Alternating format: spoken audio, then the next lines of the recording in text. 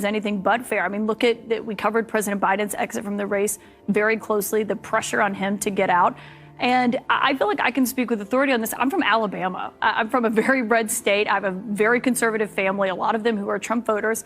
They watch my show every night. And I think they know that they can trust me, that, we call bullshit on every side. If you thought the tension between Kaitlan Collins and Bill Maher had cooled off, think again. Kaitlan seems locked in a one-woman crusade, determined to dismantle conservative values, even if it means torching her own reputation along the way. But Bill Maher isn't backing down either. In my last video, I broke down the fiery history fueling this clash, and today I'm bringing you the latest shots fired from both sides, plus the reactions lighting up the conversation.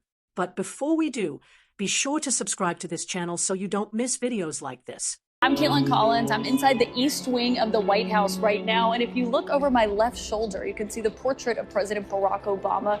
That, of course, was his presidential portrait that was unveiled a few years ago and installed here at the White House. One question that we had coming in was whether or not that portrait would remain up. We've seen Trump removing the portraits of his former officials at the Pentagon, like General Mark Milley and his former Secretary of Defense, Mark Esper. But so far, all the portraits in the East Wing of the White House still appear to be. Apparently, Kaitlan Collins and CNN have nothing better to do than bash Trump and take pot shots at lefties like Bill Maher. Because if they actually had real news to cover, I highly doubt they'd be obsessing over the portraits hanging in the East Wing of the White House, unless, of course, they are desperately fishing for another reason to slam Trump, which, spoiler alert, we'll get to in a second.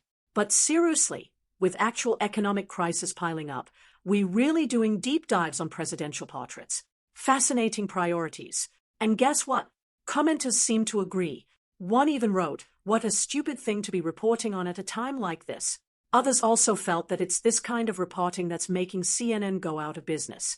They wrote, "The reason her network is going out of business is because they concern themselves with reporting on the unimportant." Others also saw the point Kaitlan was trying to make when they wrote she looked disappointed that more pictures weren't removed. You guys are nuts. Some people compare Kaitlan Collins to Jimmy Oster, claiming they have a lot in common.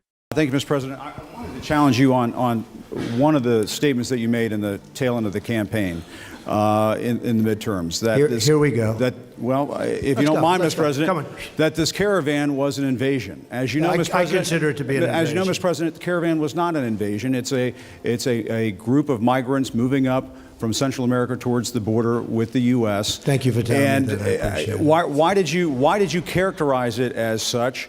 Because I consider it an invasion. You and I have a difference of opinion. I don't know about you, but I sure do see some similarities there. Anyways, back to the topic of this video. Knowing Kaitlan Collins, there's no way they covered those White House portraits just for fun. The woke mob doesn't do anything by accident. Every move, every second, every word is calculated, especially when it's about taking down Trump and derailing the Republican train. Let's face it, Kaitlan was probably checking if Obama's portrait was still hanging just so she could set Trump up for another social media dragging. I mean, why else would Trump remove portraits of some former officers but leave Obama's portrait untouched? Suspicious, right? This is why Bill Maher questioned her objectivity in reporting the news, because she always appears to be a spokesperson for Kamala Harris. Watch this. What do you think about the fact that Kamala doesn't talk to the press? In a way, I feel like it's more insulting than what Trump does. And Trump says you're the enemy of the people, which is pretty bad. What she's kind of saying is, I don't need you. I'm not talking to you. You don't matter. You're not relevant anymore. To me, that's even worse than I hate you. It's like, I don't think about you. I don't know if it's worse than denigrating the press on a daily basis, which is what Donald Trump did. I mean, I covered him in the White House every day as a correspondent. See what I was talking about? The question was simple. Why did Kamala Harris refuse to talk to the press in the lead up to the presidential elections? But somehow Kaitlan Collins managed to twist the narrative and drag Donald Trump into the mix. Classic move. Instead of addressing why the sitting vice president was dodging the media like it was a landmine, Kaitlan used Trump as a convenient distraction. It's the oldest trick in the CNN playbook. When in doubt, blame Trump. Forget holding leaders accountable. Forget asking real questions. Just pivot to Trump and hope nobody notices the dodge. But trust Emma to notice it and call them out. And honestly, can you even blame Trump for calling CNN the enemy of the people? Because when a so-called journalist can't answer a basic question without taking a detour to bash Trump, that's not reporting. That's activism disguised as journalism. It's biased, it's dishonest, and it's exactly why people don't trust mainstream media anymore. This wasn't about seeking the truth. It was about running interference for Kamala Harris. And the sad part, CNN thinks nobody's smart enough to notice. But Maher sees it as clear as day and calls it out. Just gushing about how great a speech it was. And I think she did fine. I didn't think it was as good as they were making it out to be. It does look like tokenism. It's kind of like the same as The View. I don't think that you can say that CNN is anything but fair. Everyone who was speaking last night, it's not like they were all Democrats. I mean, we had Dana Bash, Jake Tapper, Abby Phillip. They come across giving that way. Analysis. They come across that way. In a moment like that, it was like 5 to Emma 1. even compared CNN to The View. I mean, talk about having balls of steel. He's one of the few who's not afraid to call out bias, even when it's coming from his own side. And honestly, that comparison had me laughing. Of all the talk shows in America, Maher puts CNN on the same level as The View. That's not just a burn. That's a 5-alarm roast. Think about it for a second. The View is basically daytime TV's hot mess express, where facts go to die and shouting matches pass for thoughtful debate. And Maher is out here saying, yeah, CNN's about that level now. Brutal. But is he wrong? When CNN's reporting is packed with as much bias, spin, and emotional meltdowns as The View, maybe it's time they embrace the comparison. At least The View admits it's just opinion-driven drama. CNN still clings to the illusion of journalism. But when you're serving up gossip and partisan rants, is there really a difference? Maher didn't just toss shade. He threw the whole tree. And CNN, they're still pretending it's sunny outside. Know who else threw the whole tree? The current border czar, Tom Homan. So how many days after Trump is sworn in, before this effort to carry out the mass deportations begins? I know you said it starts on day 1, but after how many days will we actually start to see that happening? Day 1. I love that slight dramatic pause from Tom Homan before he dropped the hammer. It was like he knew Kaitlan Collins was gearing up for that question and had his answer locked, loaded, and ready to fire. Honestly, it felt like he'd been waiting for that exact moment, because let's face it, everyone saw that question coming from a mile away. Woke journalists are as predictable as a sunset. You know it's coming, you just don't know how many attic clouds they'll throw in for effect. And Kaitlan, she walked right into it. It's almost like these journalists operate from the same tired playbook. Find a conservative, ask a gotcha question, and hope they fumble. But Homan wasn't just ready, he was 3 steps ahead. That pause wasn't hesitation. It was the calm before the storm, the moment he let Kaitlan think she had the upper hand right before flipping the script. And that's what makes it so satisfying, watching the predictable media narrative crash and burn when met with actual facts and logic. Priceless. But the best was yet to come. On this effort overall, in terms of what you believe you need, and you're obviously deeply familiar with how this works and what's ahead of you, you had previously said about $86 billion was the minimum this project will cost. Do you have a better estimate now as you've been developing your plan? I never said $86 billion. That was a CNN reporter that said $86 billion. Woo, another hammer blow for the so-called border czar. Did you catch how CNN plays the misinformation game? First, they toss out a narrative. And then, like clockwork, they frame it as if it's coming straight from Trump's camp. Classic bait and switch. Tom Homan never mentioned that $86 billion figure. CNN did. Yet here comes Kaitlan tossing out a question about that exact number, pretending like it originated from Homan himself. It's the media equivalent of planting the evidence and then acting shocked when they discover it. This is how the game is played. CNN floats a figure into the public discourse, lets it simmer, and then corners conservatives with it as if it's a universally accepted fact. And if you dare push back, suddenly you're the one spreading misinformation. It's manipulative, it's dishonest, and frankly, it's getting old. But Homan, he wasn't having it. He saw the trap coming and dismantled it piece by piece. And that's the beauty of it. Watching CNN's narrative fall apart when met with actual facts is like watching a magician get caught palming cards. Awkward, painful, and a host satisfying. I'll say this. 86 billion. I mean, what price you put on the young women that have been murdered and raped in this country? What price you put on, the lives of all these little girls that, there's numerous cases. What price you put on national security? Because we know a record number of people on terrorist watch that's been called on the southern border. We also know there's over 2.2 million gotaways. How many of them came from countries sponsoring terror? What price you put on the thousands of angel moms and dads who their children were buried by their parents because their children were killed by someone that's not supposed to be here. Aside from Bill Emau, Tom Homan is easily my favorite person right now. I can't get enough of the verbal smackdowns he's handing out to Kaitlan Collins. It's like watching a master at work. Instead of focusing on real solutions to the border crisis, Kaitlan's more concerned with the money allocated for the operation. But here's the trick. She's not digging into the numbers because she genuinely cares about how the funds are being used. No, she's probably fishing for a way to blame the Trump administration for wasting taxpayer dollars. And that ties right back to what I mentioned earlier in the video, Kaitlan snooping around the White House portraits. Every move from the woke mob is carefully calculated, designed to catch people off guard and frame the narrative in their favor. It's never about the truth. It's about setting traps, twisting facts, and hoping no one notices. But with people like Homan delivering blow after blow, it's getting harder for them to keep up the act. The more they push, the more obvious their game becomes. And trust me, people are starting to notice. As for Tom Homan, he's not done yet. Let me say this.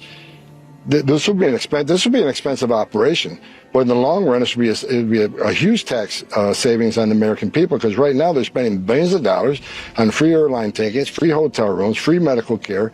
Not talking about our education system, our trauma and hospitals, and sir, then that's in perpetuity, and that's in perpetuity. And that's the kind of honesty Americans have come to respect about the Trump administration. No smoke, no mirrors, just straight talk. Tom Homan didn't dance around the facts. He openly acknowledged that the border operation is expensive, even admitting he didn't have the exact figure on hand. That's called transparency. It's refreshing to hear someone say, yeah, it's costly, but we're doing what needs to be done. Now compare that to the Biden administration, where everything feels like a magic trick. They'll juggle numbers, twist narratives, and dodge questions like it's an Olympic sport. You ask them about costs, and they give you a word salad about equity and climate initiatives. You ask about policy failures, and they point fingers at the previous administration. It's a masterclass in misdirection. Say a lot without actually saying anything. But here's the thing. Americans are tired of the political tap dance.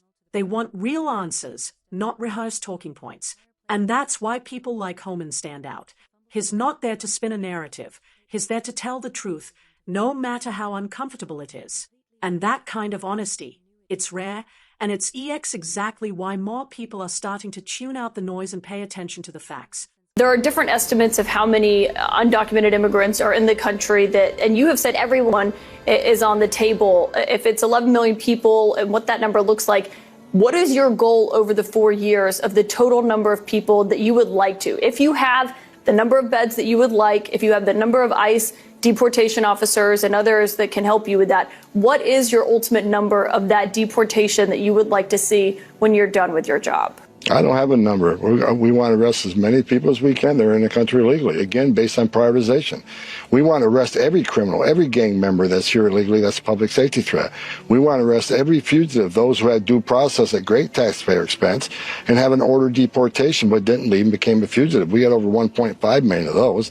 And look, we got millions of people here illegally. I've said if you're here illegally, you're not off the table. I mean, it's a violation of law. It's a crime to enter this country illegally. I'm struggling to understand Kaitlan's obsession with numbers. It's like she thinks if she throws out enough figures, she'll magically expose some grand conspiracy. But Tom Homan keeps it simple. He's going to arrest as many illegal migrants as he can, period. That's his job. That's the mission. But somehow that straightforward answer doesn't compute for Kaitlan. She's too busy chasing numbers as if statistics are more important than actual results. Maybe it's because Kaitlan isn't really looking for facts. She's looking for a gotcha moment. If Homan had given her a concrete number, she probably would have twisted it into some headline about cruelty or inefficiency. And since she didn't get that, she just kept circling back like a dog chasing its own tail. What she fails to grasp is that border security isn't about hitting a quota, it's about enforcing the law and keeping Americans safe.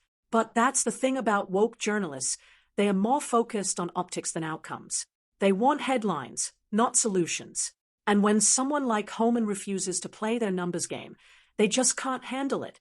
He's another smug journalist trying to corner Tom Homan, but spoiler alert, it doesn't end well. Administration's turned this world upside down, so now I'm being attacked, right? I got death threats. My family's not even living in my home right now. So all of a sudden, the guys who want to enforce the law are the bad guys. The guys who break the law are the victims. And for those mayors and those governors who say they're going to stop ICE from doing their job, stop me from doing this job, listen to the Lake and Riley tape. President Trump has made it clear. We're going to prioritize public safety threats and national security threats right out of the gate because they pose the most danger to this country. What governor or mayor doesn't want public safety threats and national security threats out of their neighborhoods, out of their communities? That's their number one responsibility. Number one responsibility of any government is to prioritize the safety and security of its own citizens before considering the interests of foreign nationals.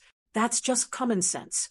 But under the Biden administration, it feels like everything's been flipped upside down. They've made it clear that protecting foreign nationals takes precedence, even if it means compromising the safety of everyday Americans.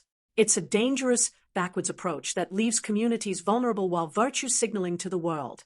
And the worst part, even though they are out of office, they are still fighting against the system. They are not stepping aside or letting law enforcement do its job. No. They are actively working to block ICE through legal threats, lawsuits, and endless bureaucratic red tape. It's almost as if they are more concerned about shielding illegal migrants than protecting American neighborhoods. Meanwhile, agencies like ICE are left stuck in the middle, trying to enforce the law while dodging political landmines. The Biden administration didn't just turn a blind eye, they are actively tying the hands of those sworn to uphold border security. It's reckless, it's dangerous, and it's proof that their priorities are completely out of line with what Americans actually want and need.